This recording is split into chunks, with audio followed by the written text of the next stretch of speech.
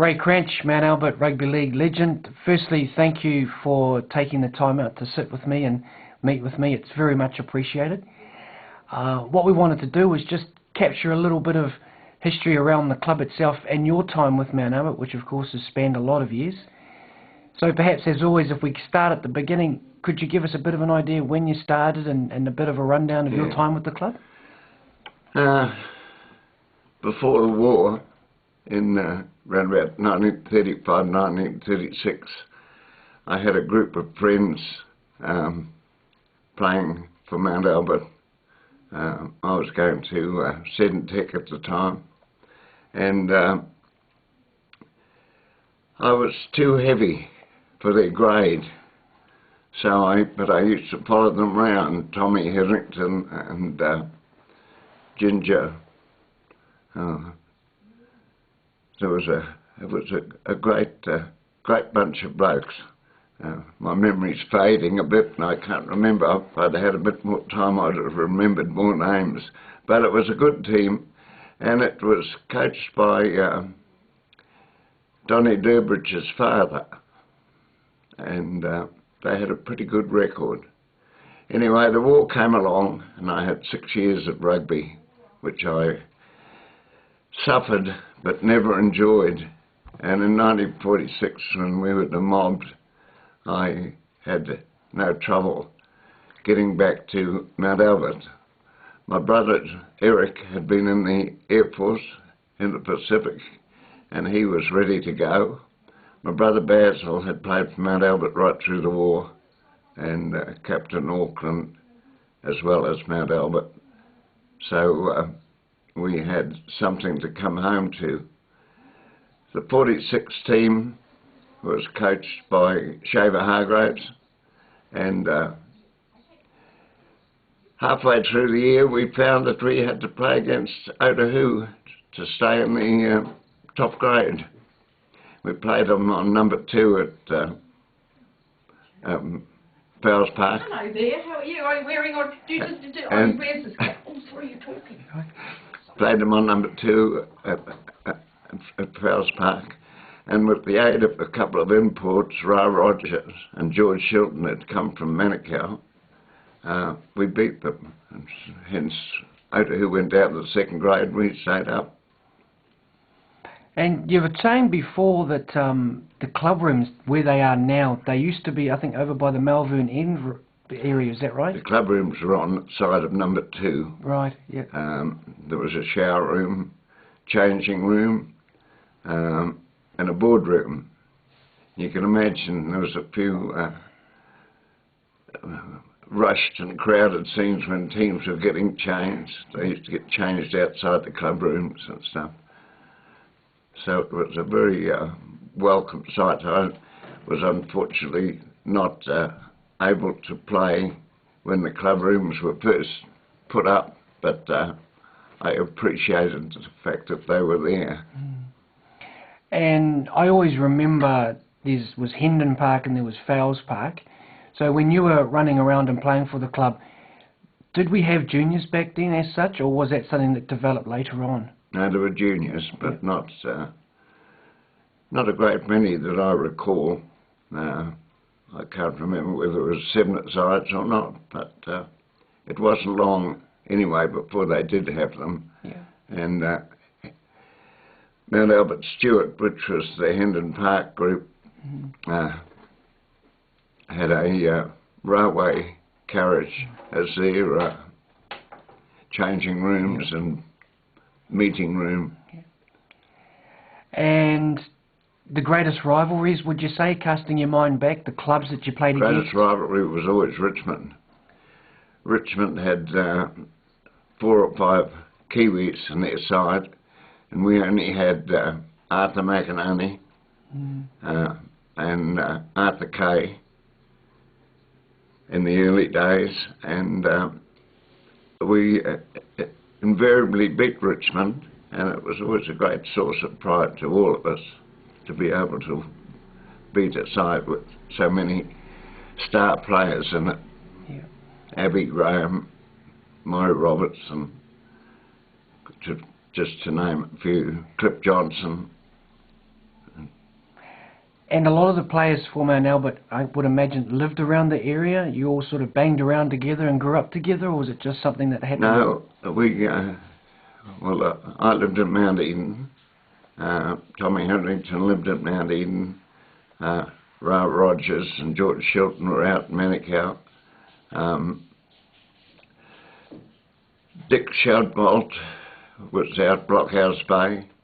Arthur Kay was in Ponsonby. And Eddie Kay, his brother, was in Ponsonby. Roy Rolfe was out Mount Roskill.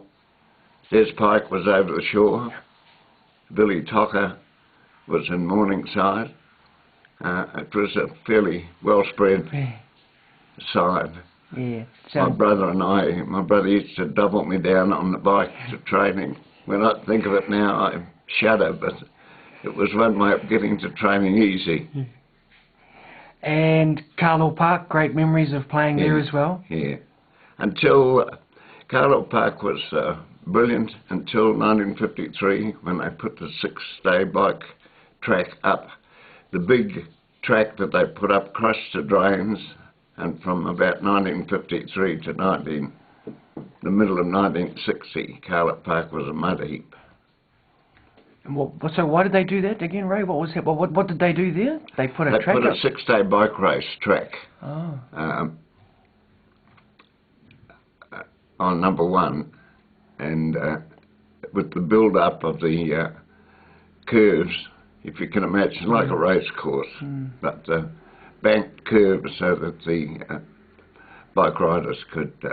this is push bikes, not motorbikes or anything, but the weight of the soil that they put on there crushed the drains, and there was no drainage for years. And your fondest memory of your playing days? Is there a moment or a time where you look back and think, that's probably... Yes, I think when we won the treble in 1947, and actually the period from 47 to 50 were pretty golden years for the Premier side, anyway. Yeah. So please carry on. The proudest moment I ever had was being selected as a Kiwi. And what year was that? 1951. And you had some great times with the Kiwis, I would imagine? Yeah. Great trip to England and France. And when I came back home, the club asked me to join the the Auckland Schoolboy Control Board. I was diffident because I thought I'd be more use with the Mount Albert Club, but they said we wanted someone on the control board. So I did that and spent many happy years with the Schoolboy Control Board, eventually becoming chairman, and as chairman having a seat on the Auckland Rugby League Control Board. And just taking a step back to your playing days again, who was your toughest rival? Was there someone that stood out that you played against that you just found was always hard to play against? Well, the hardest ones, of course, were always South Auckland or the South Island teams.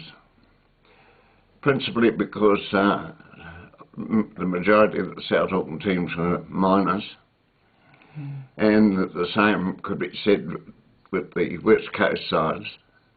And when you're doing manual work day in and day out, it's always strong when you come against the soft city types that don't do much manual labour. And there was Chang and Newton from the West Coast and Joe Dukes from Canterbury. I always remember packing down against them in the front row, and they were really tough roosters, but not dirty players, I hasten to add. And I managed to have a quiet word with Don Hammond a wee while ago, and we got talking about District League. Do you know much about the District League and sort of what that was all about? Well, the District League was one of the best things that happened to the Auckland rugby league. It strengthened the clubs. Mount Albert joined with Point Chevy and became United, and had Tommy Baxter just as an example in the side. And I can still see Tommy Baxter running away from Rich Gasnier when St George came over to play United. Left him for dead. Both, unfortunately, are dead at this present time, which is a shame. And what brought District League about? Why did they decide to form that league? Well, because the clubs were getting short of players. Ken Gillan was the chairman of the Auckland Rugby League at that particular time, and the clubs that really fought hard against it were Richmond and Ponsonby, because they were going to amalgamate and they didn't want to amalgamate. Alf Broadhead for Richmond and my old friend Pengelly from Ponsonby fought hard against it, but the a meeting of the clubs won out and they went to district. So Otahu were in favour of it. They picked up Papatoetoe and Mount Wellington, Shore, Northcote and Shore amalgamated. Richmond and Ponsonby, Glenora stayed on their own, Marist stayed on their own, and as I say, Mount Albert combined with Point Chev very successfully. And using Mount Albert and Point Chev as the example, so the United side, can I assume there was a shared facilities of you played some at Walker Park and some at Fales, or how did that work? No, we just adopted the draw of the rugby league. Okay. But we did use each other's grounds, but from memory they came more to Fowles than we went to Walker. And normal club football went at the same time, so they still had the Fox running as well? Or was yes, yeah. The trophies remained the same. So that must have put a strain on the clubs to have two competitions running at the same time, in terms of playing numbers and getting teams together? No, not really. We didn't seem to have any trouble finding players in those days. And how long did the District League go for? It started in '59, and no, I'd be stretching my memory, Jason. So it went for at least, I think it went for at least 10 years. And then, no, I'm not sure how it happened, but they reverted back to their normal clubs. And United was pretty successful during that period? The United team, were we pretty successful during that period? Yes, you had a good side. Yeah. If we jump forward a number of years and we look across Mount Albert's history, it's had a lot of success. I think off the top of my head about 16 Fox Memorials, and in closer times I think we've won 5 Bartercard Cups, which was obviously like a cup national tournament. In your opinion, what is the secret to our success? Why do you think we are so successful, we do so well, or have done so well? I think it's just a combined club spirit. Yeah. I've always found Mount Albert to be a very strong club, and well run. They've had their ups and downs, of course, but so does every club. And well, let's say, I never ever wanted to go to another club. I was quite happy to stay with Mount Albert. And you ran around with some fantastic players in your day, and you've seen a lot of players since then come through the club. If I put you on the spot and ask you to pick a Mount Albert person that you perhaps thought was this sort of later generation, this sort of 70s, 80s, 90s sort of thing, is there a name that sticks out for you? Someone that you think... Yeah, the boy Buckingham. Oh, yes, Steve Buckingham, yeah, yes. Yeah, I thought he was a complete footballer. And indeed, at one stage, when one of the old clubbies was a national selector, I tackled him about why, when they were looking for 5'8", they didn't pick Buckingham, because he was a complete footballer and a good goal kicker. Laurie Olive was a great player to be with. He was a Kiwi. Roy Roth, of course.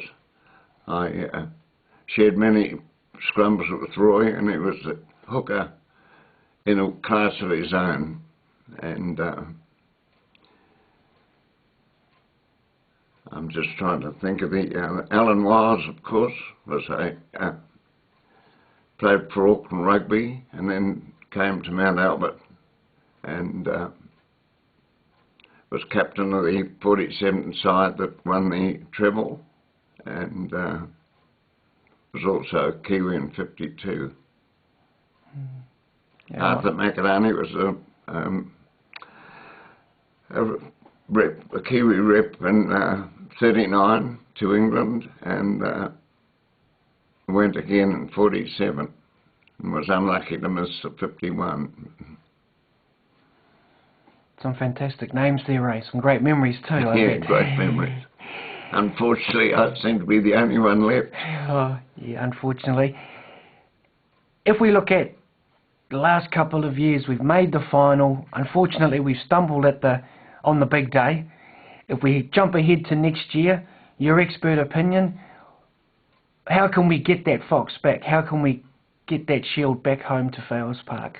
Well, I was disappointed that Point Cheb beat you, and the year before I rang an old Point Cheb man, Doug Anderson, who was another Kiwi but a good representative player for Point Cheb, and said, I remember the day in number 2 in 1953 when you beat us for the minor championship. And I said, you've bloody done it again. And I think not only once but twice. However, I know Mount Albert always comes through. Excellent. Well, Ray, before we wrap up, I just want to say thanks again for taking time out. It's been great talking to you. It's been great listening to your history and the time with the club, and I'm sure as we go on, Mount Albert's going to continue to succeed, and here's to 2015 onwards, and we wish you all the best. Yeah.